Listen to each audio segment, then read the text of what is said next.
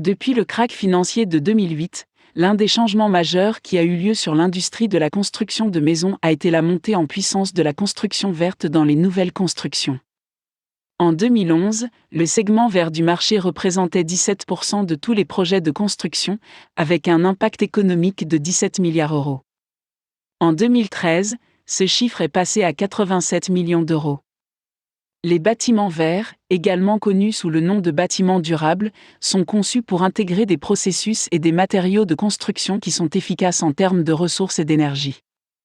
En raison de la longue histoire des méthodes standards de conception et de construction des maisons, le nouvel objectif d'écologisation nécessite la coopération et le retour d'informations non seulement des architectes et des ingénieurs, mais aussi de l'utilisateur final à toutes les étapes du processus de construction. Les objectifs d'efficacité accrue exigés par les consommateurs sont favorisés par le développement de nouvelles technologies qui complètent les pratiques actuelles. Certaines des nouvelles pratiques mises en œuvre consistent en une utilisation plus efficace de l'eau, de l'énergie et d'autres ressources. D'autres sujets de préoccupation pour les constructeurs sont la santé des propriétaires et la réduction des déchets et de la pollution dans le processus de construction. Une méthode mise en pratique pour y parvenir est la construction de nouveaux bâtiments utilisant des matériaux naturels. L'un des matériaux de choix largement utilisés est la botte de paille.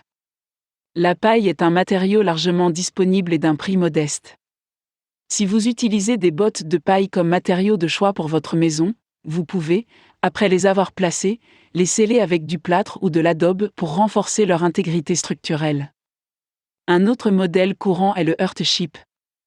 Cette unité d'habitation utilise des pneus de voiture et de camions mis au rebut qui sont remplis de terre.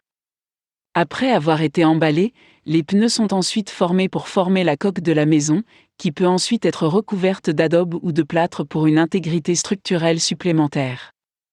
Bon nombre de ces maisons en terre utilisent également de la terre et de l'herbe pour les structures de toit.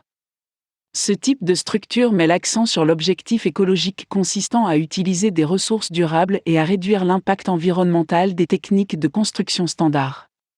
Bien que ce type de structure puisse sembler extrême à certains, il s'agit d'un sous-ensemble viable de ce mouvement global. Ce mouvement a également eu un impact sur les pratiques de construction standard. Les nouvelles techniques de construction n'utilisent peut-être pas ces types de matériaux, mais elles ont adopté et utilisent des appareils électriques, des systèmes d'eau et de chauffage plus économes en énergie. L'un des grands changements dans ce domaine est l'utilisation d'appareils tels que les cuisinières, les réfrigérateurs et les systèmes de chauffage, de ventilation et de climatisation qui sont classés Energy Star. Energy Star est une organisation gouvernementale et le classement Energy Star donne aux acheteurs potentiels un aperçu du classement de la nouvelle construction en termes d'efficacité énergétique globale.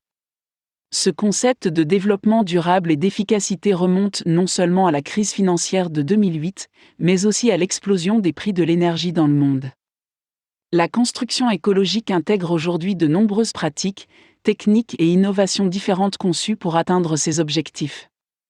Ces innovations peuvent inclure des systèmes solaires passifs et actifs pour la production d'énergie et de chaleur, ainsi que l'utilisation de matériaux de construction à faible impact dans le processus de construction. Même si la construction écologique n'en est qu'à ses débuts, elle est très prometteuse.